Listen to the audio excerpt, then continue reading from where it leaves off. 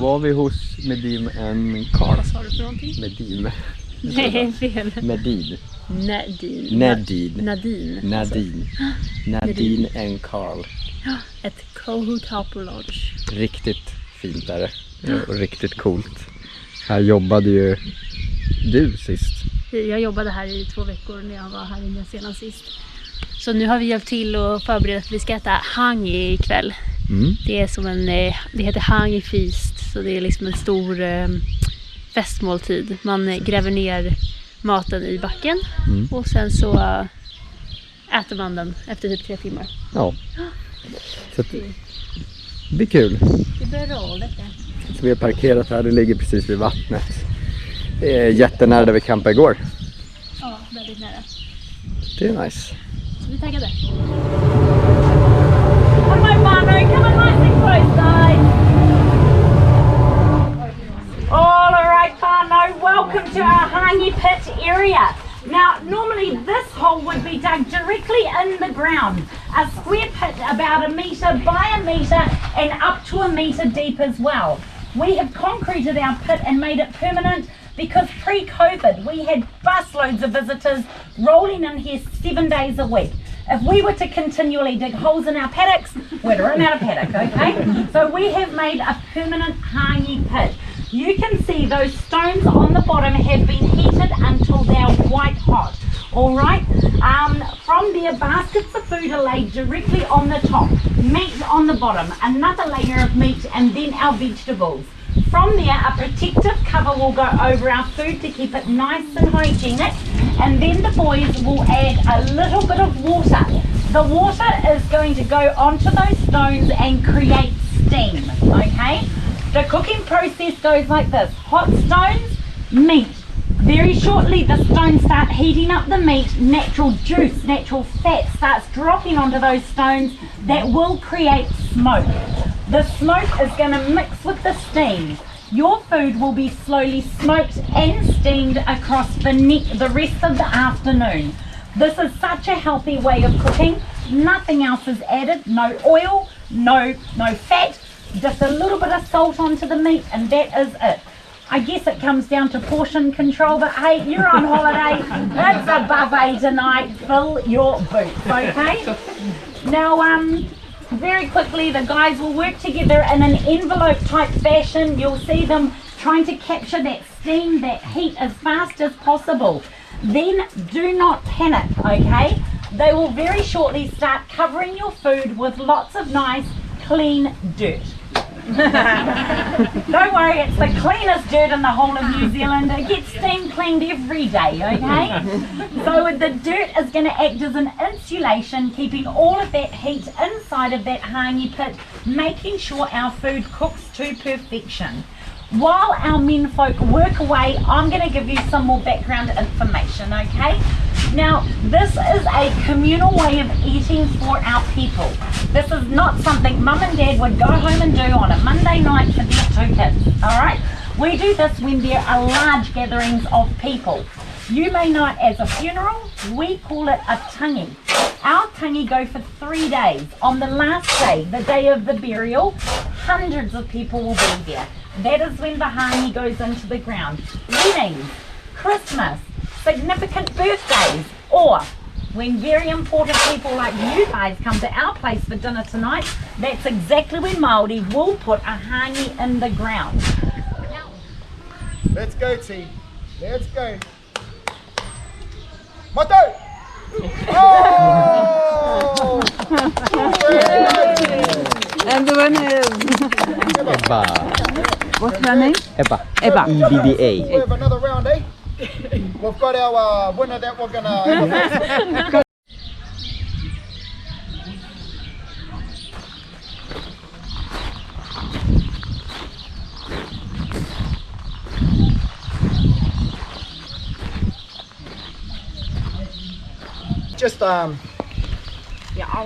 Just share about why we stomp our feet and why we shake our hands before we do this. We stomp our feet. Māori, I always share it to everyone, we're very spiritual. So we've got Sky Father and Earth Mother. Why I stomp my feet is, and why Ronnie will stomp her feet, is just to draw the Maori or the draw the spirit of Earth Mother into us as we do our breath of fire or breath of strength. Shaking of the hands is what we call wiri. That was created from the sun. We call the sun Tamanui Te Rā, and we've also got the goddess of summer, who we call Raumati. Those two united a long time ago and had a child. His name was Tāne Rore. So the only way I can explain who Tāne Rore is if you look across a hot desert road, you'll see the heat waves coming off. That's what that represents, is that deity. So that's Tāne Rore. So enjoy. Once again, like what Ina said, thank you very much for choosing Kohutapu to have this experience, and it's an honour for myself and my wife to only give back to you what you gave. So congratulations, enjoy. Wakamu! Hey! Wa! Waki! Ya! Waki! Ya! Wait! Wakahi! Ya! Taki no nei hoki! Wa! Haki no nei hoki! Wa! Kamete! Mate! Wa! Kamete! Mate! Wa! Tenete! Mata! Huru! Huru! Na! Tiki! Waka! Pitite! Wa! Hupane! Kopane! Hupane! Kopane! Pititera! Så, då har vi gjort massa grejer. Vi har gjort såna här som jag har i håret. Små blommor. Exakt. Weaving heter det. Och sen så har vi lärt oss the haka. Exakt. Som All Blacks gör. Ja, det var sjukt kul, häftigt. Sen så körde ju de också, det var mycket häftigare. Ja, de är så jävla mycket coolare än vad man själv är när man gör det. Alltså det är helt sjukt. Och sen så har vi kört en liten lek också. Det var... Jag vann. Du vann, ena gången i alla fall. Det var väldigt roligt. Och nu är jag här och det är underbart väder och vi ska väl äta en hangi snart. Ja, precis. De ska snart få upp hangin ur marken. Så det ska bli häftigt. Vi har det underbart och jättebra. Fantastiskt. Och nu kom solen fram också. Hur härligt? Så där i ligger hangin.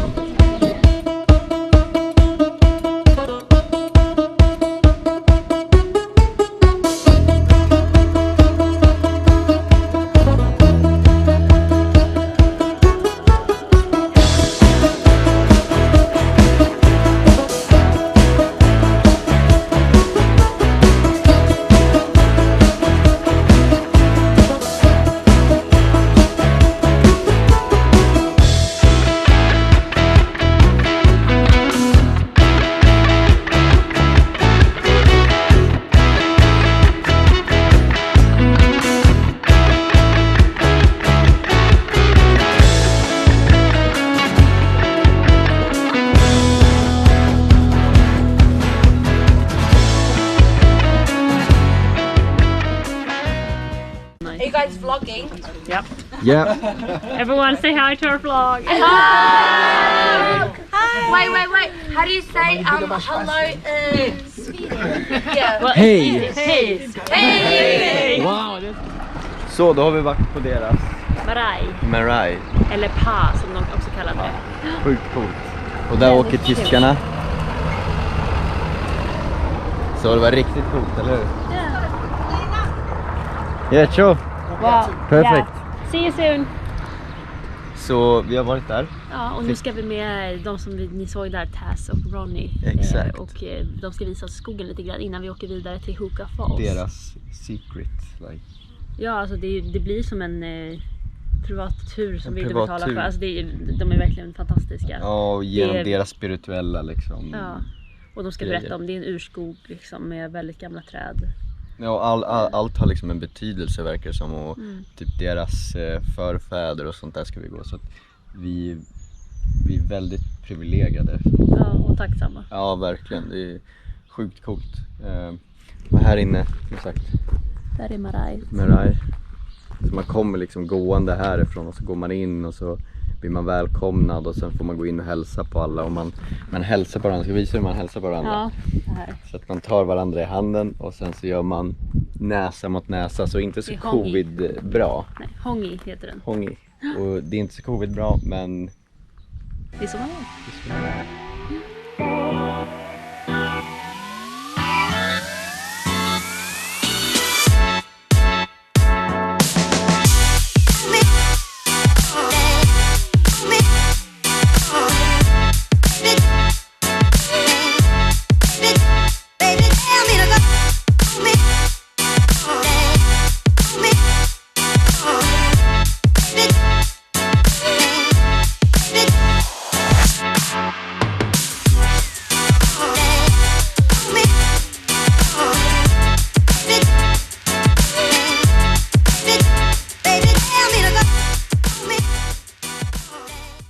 Portion of the vlog. Exactly.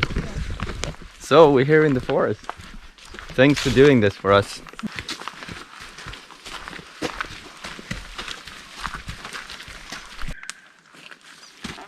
This is a type of fern. This is edible, so you can blanch it. It's very much like spinach, silver beet, very nutritious, but that's not what I'm actually after. So if I was in the bush and I was running low on food, I knew there's a food source right there, which is piatako. That's what we call this stuff. Piatako. Piatako. Yeah. It's all of these. Yeah, yeah. And that's how you find this part. So we actually go to the roots. I know this is piatako because when I break it, inside looks like kiwi fruit. Oh yeah. Yeah. Wow. So do not eat it. No. So Dirt. that is used for if you've got a toothache. So if our people had a toothache, would grab a handful of that, boil it in water, just a little cup, wait till the water turns green, strain it out, throw that away, and just gargle the water. Yeah. Rinse it in your mouth, spit, and it'll just numb the pain. So that's what do they call it? Anesthetic. Yeah. Oh yeah. That's anesthetic. So.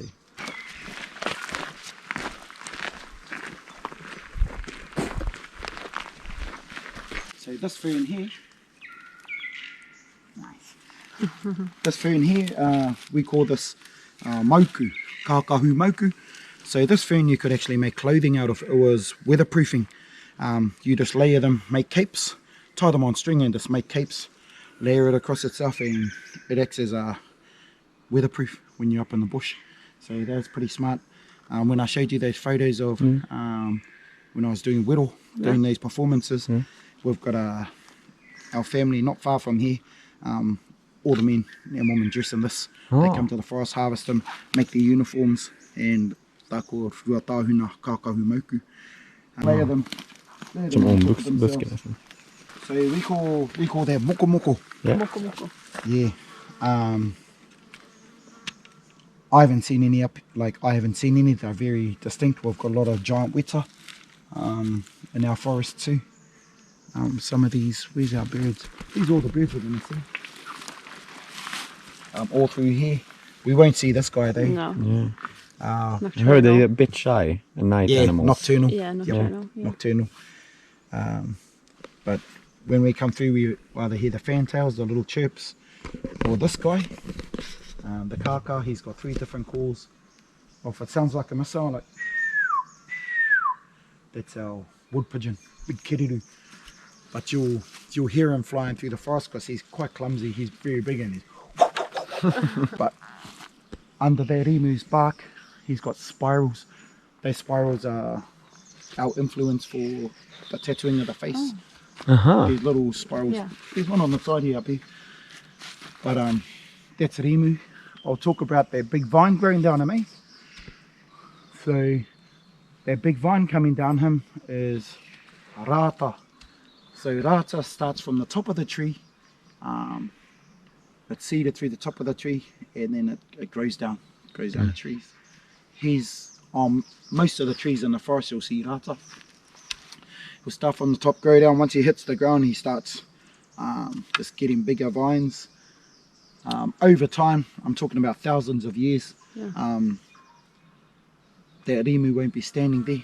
That rata would have taken over it. So what will happen, all the vines would just fuse together, and then slowly the tree, when the tree starts dying, it'll take over the tree and use the tree as nutrients to replace it with a big rata. So in our legends, we've been told about many years ago there was a man named Rata. There was news that his father had passed away in another land. He come into Tane's forest to cut down a tree to make himself a canoe. Come and cut it down, went home, come back the next day, the tree was standing. And wow, cut it down again, shaped it into a canoe, come back the next day, the tree was standing once again. Third day he went, something's going on, cut it down, shaped it into a canoe. Instead of going home, he sort of hid in the bush and just watched and observed. Then the bush started coming to life. All the insects started grabbing each bit of that tree and rebuilding this tree. When all the insects built the tree, all the birds come down from the skies and grab the branches, and they were just about to stand it up into place. Rata jumped out, spooked them. The birds dropped the tree, smashed into 1,000,000 pieces, and they told him what he had done wrong. He didn't ask the god of the forest if he could take one of his children to build the canoe. Out of that embarrassment and shame, Rata started building this tree piece by piece. Eventually all the insects come around to help him put the tree together. When they did, birds come down and stood the tree back into place. Just because of that gesture that he done, the god of the forest gifted him a tree to build him a canoe, to go and collect his father's bones. So Rata to this day lives in our forest, and he grows down every tree, trying to hold every tree up just for that little mistake he done. Protecting them. Yeah. Wow. So he spends eternity holding up the trees. This is our first. You've seen Rimu and Rata, but this is our kahikatea. This is our biggest tree in the forest. Can grow up to 65 meters. I know it's kahikatea because you can see his feet, and it looks like he's got fish scales for bark. Very practical, this tree. So to do with the tattooing, I was sharing about the tattooing. Yeah. What they would do with this tree is, if you'd see a fallen kahikatea, they would take the heartwood right in the centre out and grab a portion of that and burn it in the fire. They would then get ash, the ash of the heartwood, put it in a bowl, grab some native berries, mix it in with the ash and water just to make the paste. And then that paste was used after the design would be chiselled into their face, and they just smear the paste into that design, and that's what was used to do our tattooing, traditional. Mata ora. Mata ora. Mata ora is for the men, and moko kauai is for the women. Okay. Because the women will only get their chin done, Yeah. and the men get their whole face done. Yeah. But it'll still grow. This hill's over. So this is a rimu gum. The rimu gum was easily accessible because of they'd grow like this. So if I was to get a cut or anything, I'd come in to look for a rimu, scoop out the gum, all of this stuff, and just smear it onto my. Just look at the bark. This is tōtara. This is my favourite tree. Wow. The barks are just big flakes. Yeah, Quite they're big. big strips, and they could use that for they'd use that to put over the ridges, roofs of the houses. In the beginning of time, in the Maori world, we believed Sky Father and Earth Mother were one. I shared it yesterday, and then the god of the forest, you know, he had the duty to separate mum and dad. Exactly what he done. So when he separated mum and dad by getting on his back and kicking up his feet, now he realized now there's space and light. So the first things he created, the god of the forest, was the little insects. Next he created the birds.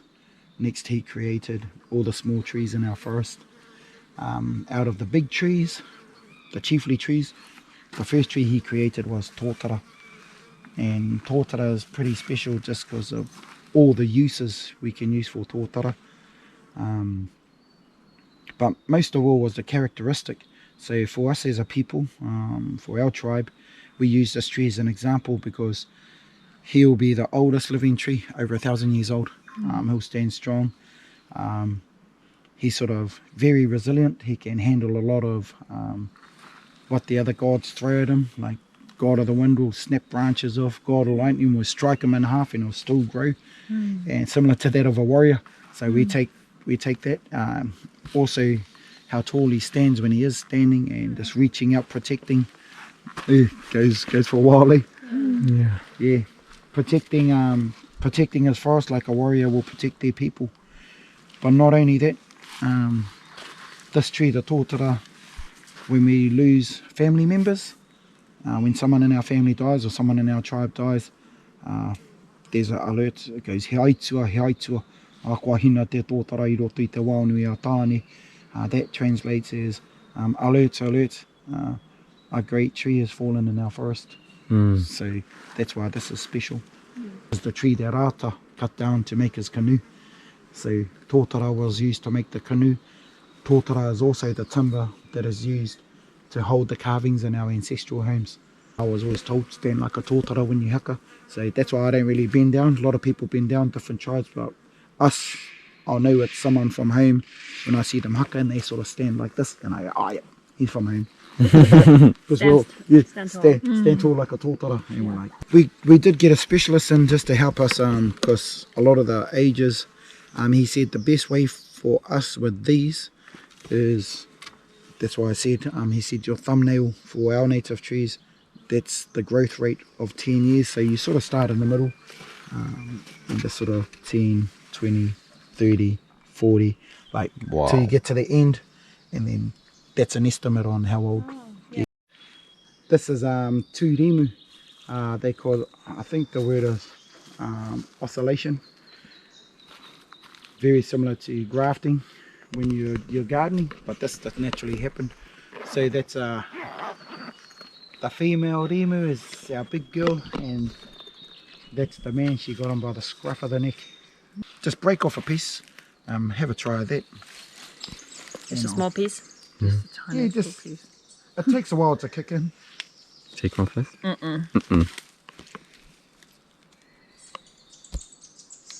I'll take a little bit. Me too.